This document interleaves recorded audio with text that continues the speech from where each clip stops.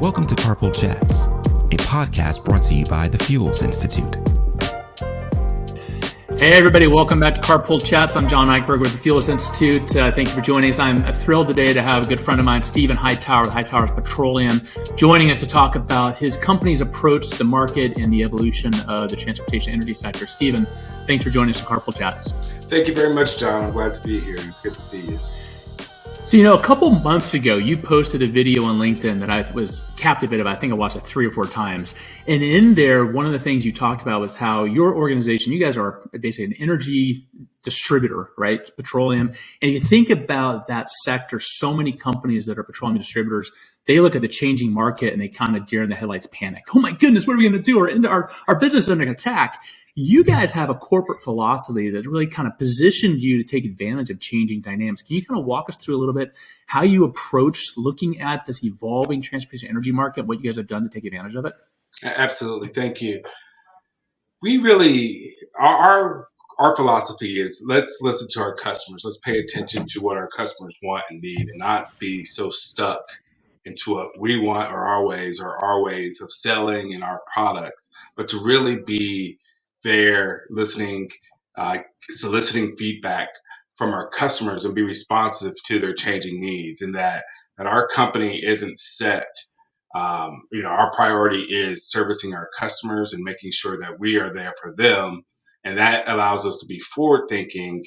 So as they're looking at how do they reduce their carbon footprint, how do they make social change, how do they make an impact, we're there listening and becoming partners with them. So we've been able to, in a couple categories, to be able to be responsive to them. We've been in the liquid fuels business since 1981, and there's been so many changes in that industry alone, to where, right. Back in the 80s, there was still very high sulfur and all kinds of things, to where emissions and carbon output was not even a thing.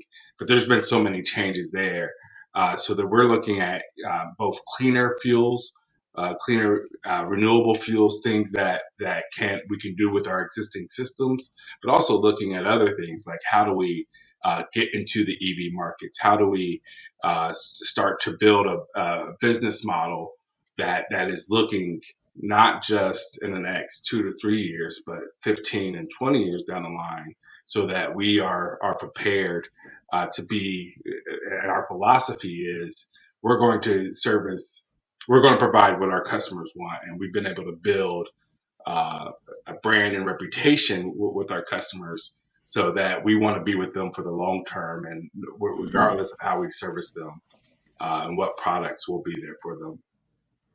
I think that customer-centric approach is so critical. I give a lot of speeches throughout the year, and everybody always asks me about the electric vehicle market. When should I get into it? And my comments always, you can pay attention to headlines, you can pay attention to trends, but pay attention to your market, because Ohio is not the hotbed for electric vehicle market penetration. Yeah, you guys have made the investment to get into the EV market because you see the writing on the wall, but you're also, if you're paying attention to your local market, that's when you really identify. If you're paying attention to your local market, that's when you really identify the timing, and I think that's fantastic for you guys to be actually moving into that sector now, when the EV market in your core markets is not really developed, but being prepared for that in the long term is really critical. And how did you guys come about? Clearly you pay attention to customers, but that long-term view, so many companies don't have that 10, 15, 20-year perspective. How is that ingrained inside your culture? So one of the things to be a part of great organizations like the FUELS Institute and Sigma and NACS, to be able to have listening to what is coming and what is coming next. So part of the philosophy is let's learn. Let's not bury our head in the sand, but let's look up and learn what's out there. 5-10 years ago, everybody, what are you doing in renewables? It's not quite there yet, but we're learning and we're setting up supply chains and building up relationships now for what it is to come. And having customers like General Motors, who are not who are based here in the Midwest, even though the infrastructure is not there, we're involved in their testing, and that allows us, when they ask us, when they look to us, what is your solution? We have been in the marketplace within the industry looking at these solutions and are prepared. So I give a hat tip to my father, who's always been sort of forward looking and has taught that to me, and that's just become built within our organization, that we really want that we have to be ahead of the curve. Now, there's a balance of where you want to get into that curve. There's a lot of investment and time and that other companies have done, but we want to catch the curve right before that hockey stick goes up, but not be too late to be, sitting outside of the dust. So when our customers ask us, we want to be prepared to offer those solutions, and that's just years and years of being a part of great organizations like the Fuel Institute. Well, I think it's funny because I look back at the video that I saw you do, and you talked about leading, not reacting. And so often we get stuck sitting and go, okay, what's going to happen? How do I react to the market? But you guys have really taken the proactive approach to say, we want to understand what are the fundamentals in the market? What are our customers talking about? But also, how can we lead and become that catalyst for change in a positive way? I mean, that's a testament to your leadership and the culture you guys have built in the organization. Yeah. And that's what it takes, and that's why we are in business, to be leaders, and to as someone who's grown up in sort of that in between a digital native and it's somebody who could see that tie between the generations. I've seen the evolution of technology, and I know what happens to companies that don't react. I've seen the Blockbusters and the Sears and all those companies who aren't able to react, and frankly, I don't want to be that. So how do you learn their lessons and to make sure, because I'm a third generation, and we currently have the fourth generation working, and so part of that is saying, not only is it my responsibility to be profitable today, but to build businesses that last for subsequent generations. And part of that is really why we take that approach, because we're thinking not just for ourselves, but for generations to come. So for the petroleum distributors who might be watching this or listening to, maybe thinking, okay, you haul liquid fuels, that's what your core business is. What are you guys doing in the EV space? So how are you guys participating in that growing market? So there's a couple different ways. To be able to offer various charging stations.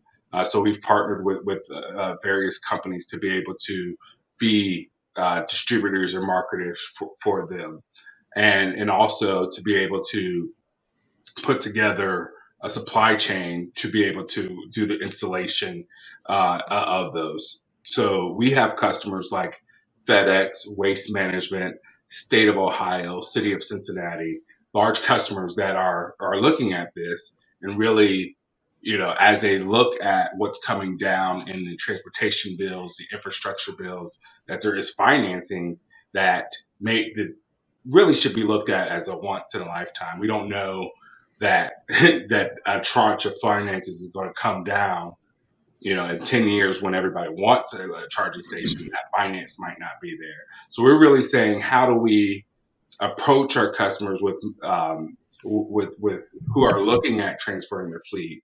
We can both offer charging stations and it's sort of a turnkey solution. And there's sort of how do you participate on the electric side? That's still a question in a lot of states. Those are going through state legislatures all across the country right now, so that's a question mark. But we have the technology and the installation capabilities to be able to install that across the country. I think it's critical. I mean, you mentioned the federal funding and the state funding. That's not going to last forever. And ultimately, one of the things that we're trying to do at the Fuels Institute is figure out how do you build a business case so that independent companies like yourselves and your client and your customers, they say, you know what, I'm going to invest in this because there's an ROI here. And I think one thing that's been missed out there is this idea of build, invest, subsidize. That's fine early stages. But if we can't develop an ROI on EV charging infrastructure, it's not going to grow. It's going to hit a point, it's going to stop. And the whole evolution to more of an electrified powertrain market is really going to stymie. Yeah. And I'm still a believer in liquid fuels. I believe that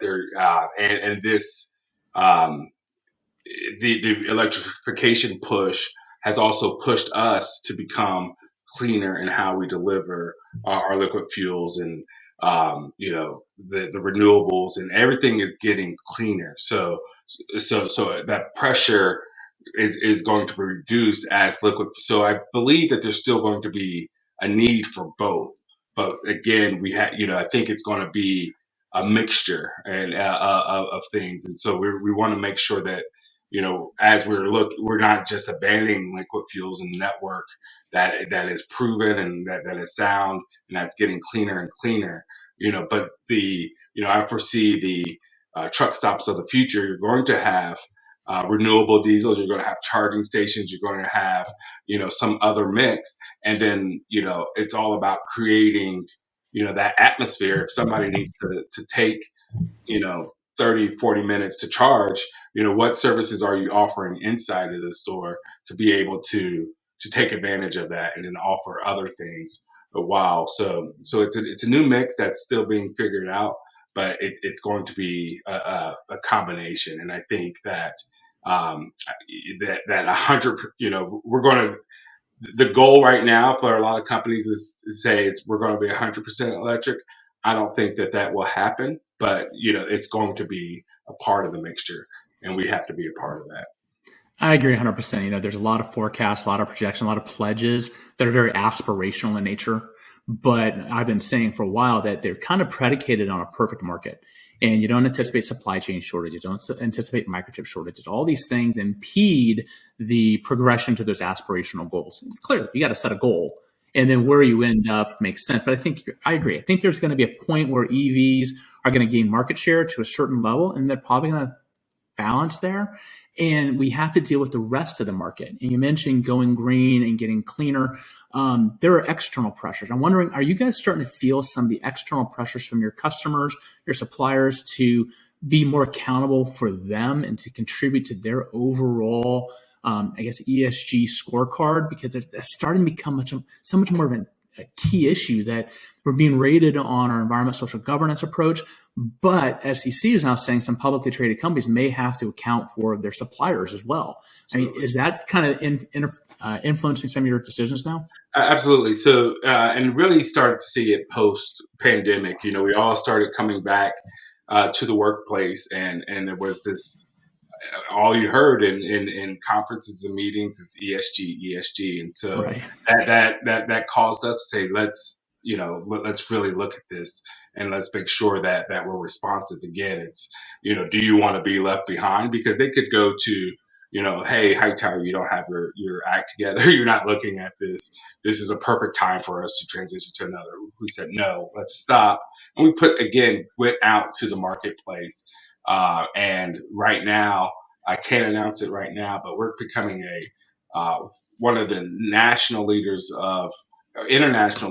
of renewable diesel. We're becoming their first channel partner outside of the state of California to be able to bring them to General Motors and to Honda and FedEx, because they are looking for that. And right now, a lot of it is testing, but now there needs to be distribution network that's built in. And so how do we, become, again, leading and saying we can't wait until this comes, but now we've got to find, because we understand that network, that logistic network, you have to have storage, you have to have terminals, and, rail cars, and putting that piece together that some of the new entrants in the market don't want to be in or don't have the expertise in. So we can come in with our knowledge of how to get that last mile and get product from A to B, and then and apply that. But we have to be working on that.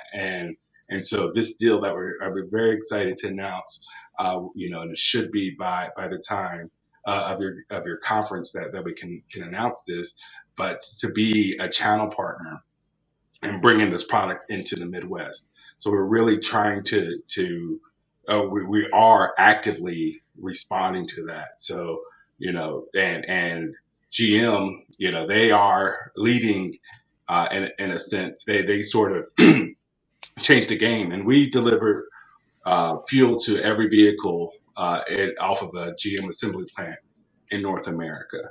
And we've done that for the past since 2009.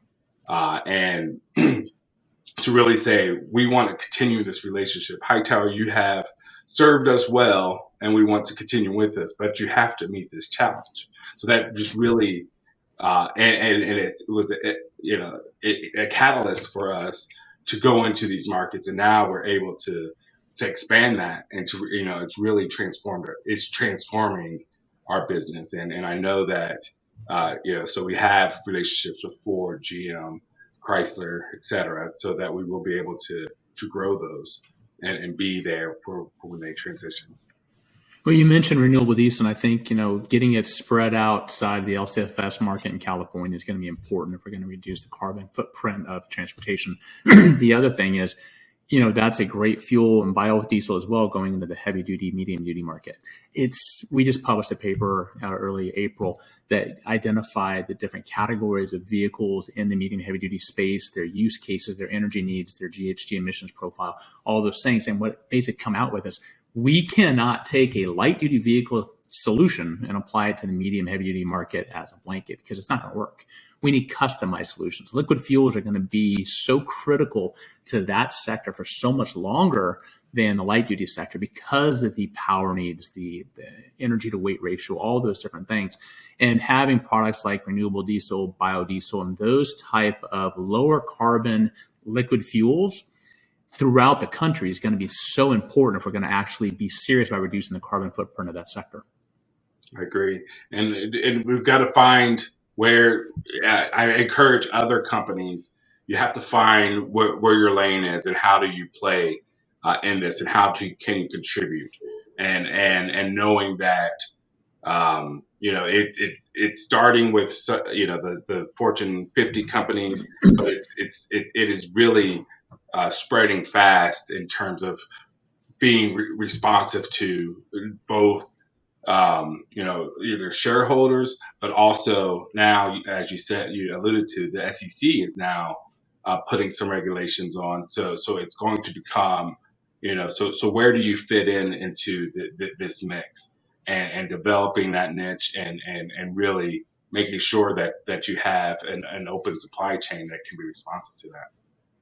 And I think one of the things that's a critical message here is, whether you believe personally that climate change is a crisis or not, really doesn't matter anymore. I mean, there's still a lot of people out there trying to argue that, and that's fine. No, I get a kick out of watching the debates. But the bottom line is, it's beyond policy. It's going into business relationships, and the pressures on the market to respond to those inputs is not going to go away. This is not a temporary thing. Making long-term meaningful changes to improve the environmental performance of the transportation space is something that we all have to take seriously, because it's not going away. And you guys wouldn't be investing in this stuff if you thought it was absolutely a temporary fad, right? Right. And so, in part, what's happening is that, because, frankly, Washington is so dysfunctional on both sides. Really? and so corporate America has now had to take the mantle and lead and be responsive, to their customers, and to, for what they see. And even, you can argue, climate change all you want. We all want to breathe clean air.